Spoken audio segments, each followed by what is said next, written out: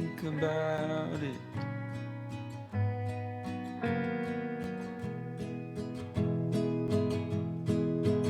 Maybe it scares you like it scares me. What do we do with all the possibilities? Doesn't it scare you like it scares me? What do we do with all the possibilities? We don't think about it.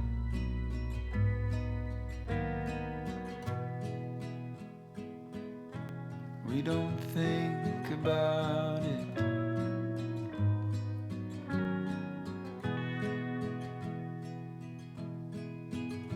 We just fall into each other's arms, and we laugh and we cry and we dry each other's eyes, but we don't talk about it.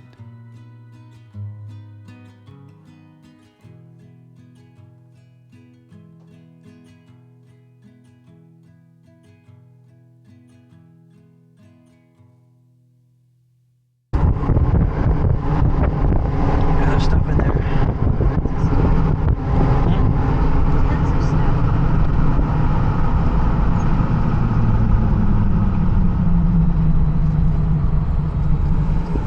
This is where they would have been shooting to get to.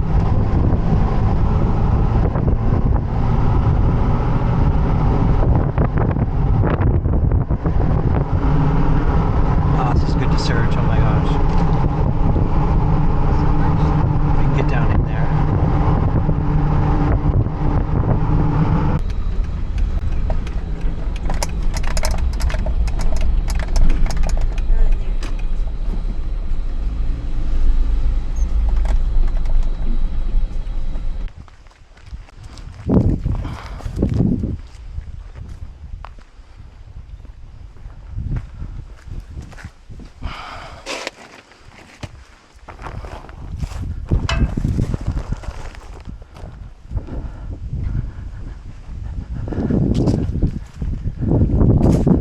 Forgot my. Oh, yeah, I forgot my phone.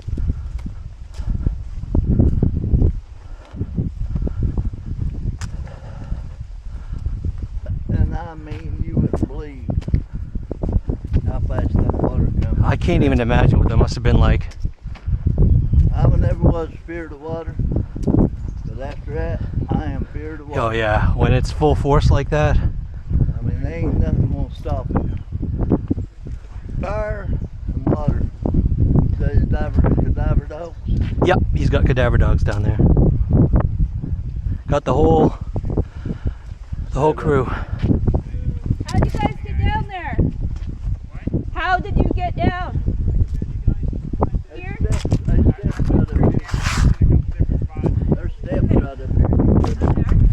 Yeah, You just slid down on your butt, huh? there's steps. Oh, okay.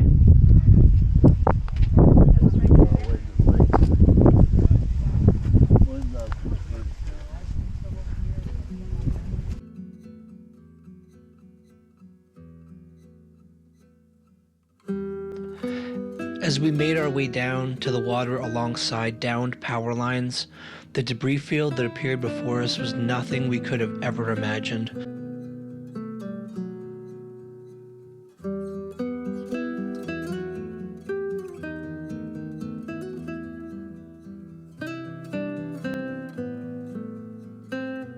There were trees everywhere, boards and chunks of houses, and just random objects and personal items from houses far up the river that had landed here.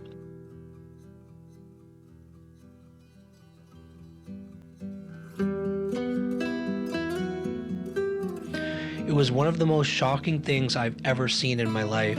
How many homes, all earthly belongings of how many families were now sitting here in this watery resting place.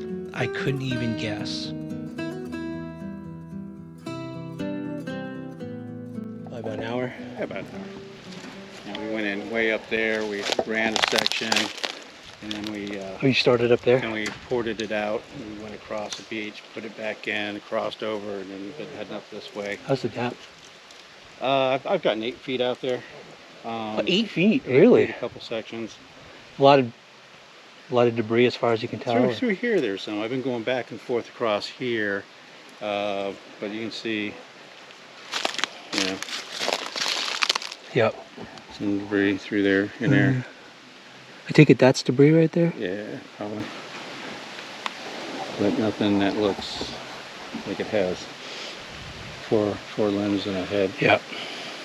This is scary because this is all mud. Yeah. Like thick layer of mud. Right. Oh my gosh. Yeah.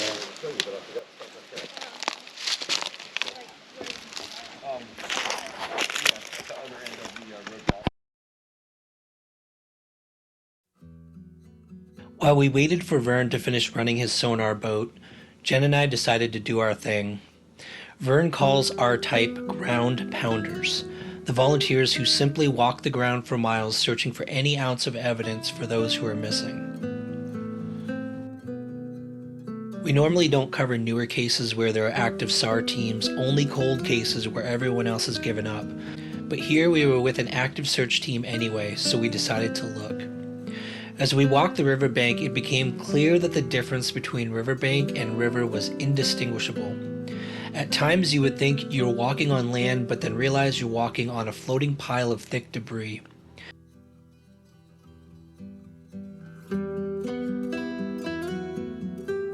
Every object you lift or pile of debris you dig into, it just becomes overwhelming. Because for every door you look under or debris pile you burrow into, there are hundreds more like it all along the shore.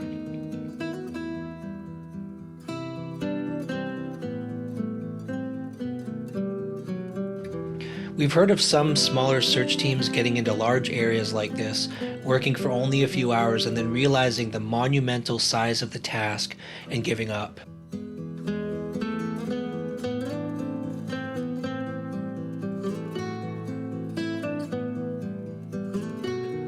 This is why cadaver dogs are so critical in all of these areas in North Carolina and Tennessee. The only way to find anything in these fields of homes, cars, trees, and personal belongings is by smell. It's the only way.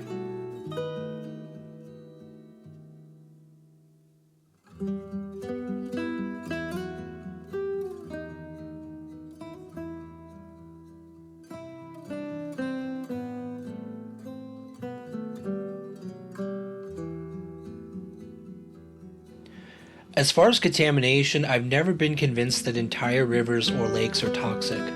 However, there are spots in the water here where I saw evidence of VOCs, volatile organic compounds, gasoline, oil, things like that.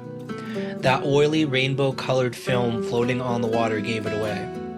It's easy to believe that localized areas like this are very likely contaminated and will take years to clean up to safe levels. On this day, we made sure to check all shoes because in some cases it may be the only place you'll find human remains left. We also kept an eye out for things that could identify victims like ID cards, pill bottles, or photographs. Of everything we saw on this day, I think the most shocking moment was when Vern pointed out 2 pairs of large tires, perfectly aligned like they were still attached to an axle sticking out of the mud. That's an 18-wheeler cab, he told us. This 18-wheeler had been parked near a fire station about a quarter mile up the road. The floodwaters had lifted the entire truck and carried it downstream. It dumped the trailer itself diagonally across the river, but this cab had been carried the entire quarter mile, flipped upside down, and then left here and covered with mud. It was the sight of this that struck a deep sense of sadness into all of us, because if the floodwaters could bury an entire 18-wheeler cab, what else could be buried under the mud?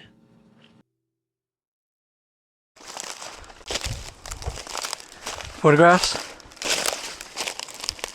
Might be worth. Yeah, bring them back to the family. Maybe they'll recognize.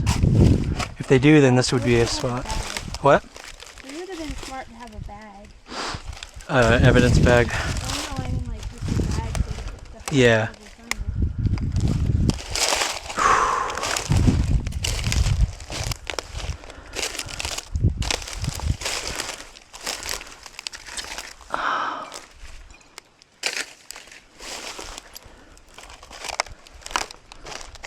it. Definitely nails everywhere too.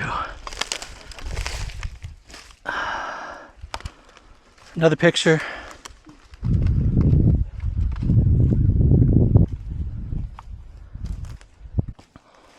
This is at the end of the acre, right? Yeah. Yeah, we gotta go back and get the drone. Where? Try to carefully get it up and look inside. Is it over the water or can you get to it? Oh, that's a sandal. Yeah.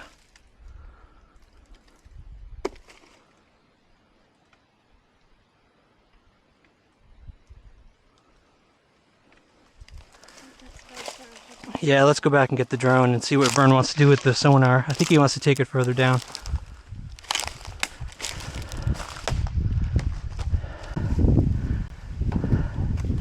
I gotcha. Go ahead.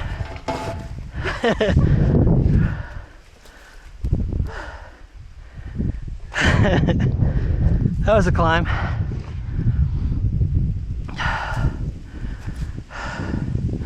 We'll walk down there. I'll leave the drone for now. We'll see where they went.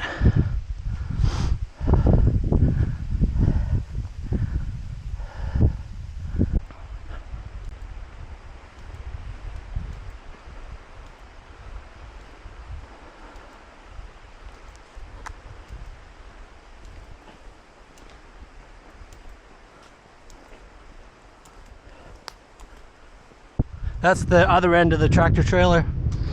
Wow. Do you think they're gonna go back down there? His truck is up there. Yeah.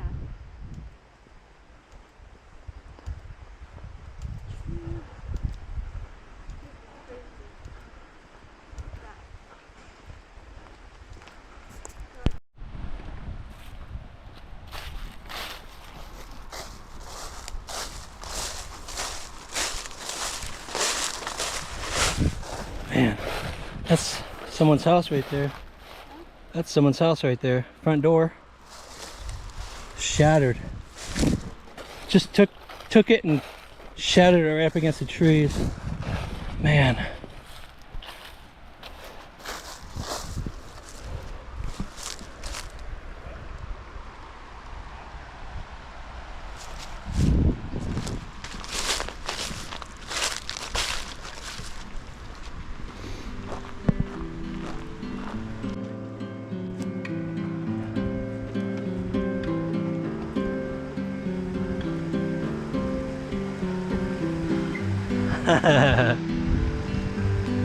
Come on, you big chicken.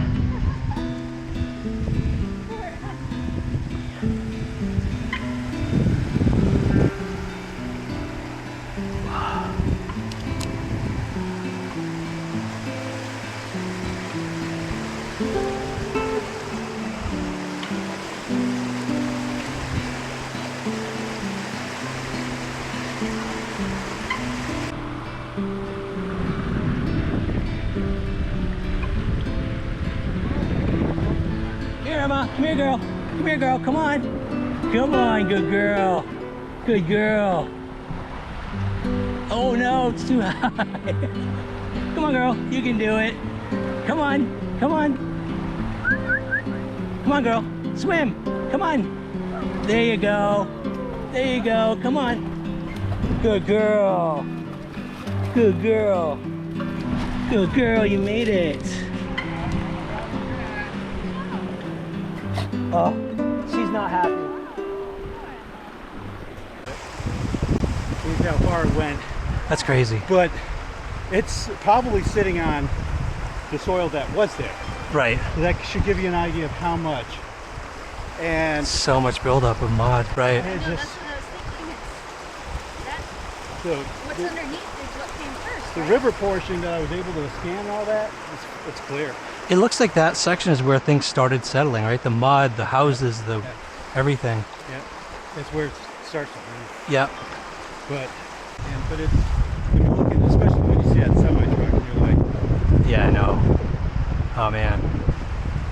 So deep. Oh, there they are. I'm gonna go get the car. All right. Yeah.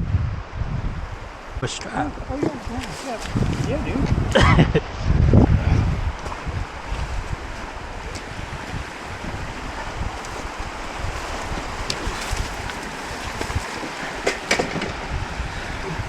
That is pretty cool.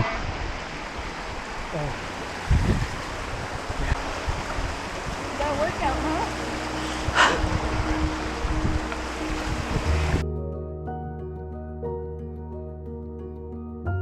Our long weekend traveling through North Carolina had finally come to an end.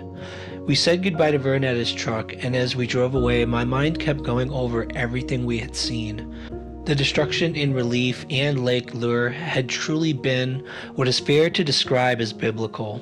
But the same could be said for Elk Park, Irwin, and so many other areas in North Carolina and Tennessee. The weekend culminating with meeting the friends and family of Kim Ashby, dedicating their lives and their time to her search, sparked something new in Jen and I.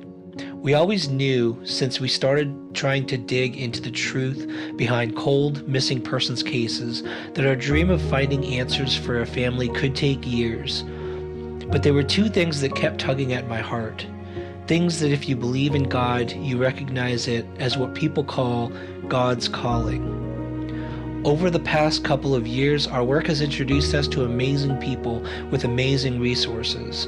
Vern with his array of advanced search equipment and sonar experience, Nug and Adam with their gear and success with diving for the missing, our military veteran mentor who helps us with insights and even more contacts with some of the most well-known names throughout the search and law enforcement communities, and finally my own research and investigative experience. I realized that even if we were not a SAR team, we could offer the support of our own resources and skills to our neighbors in need.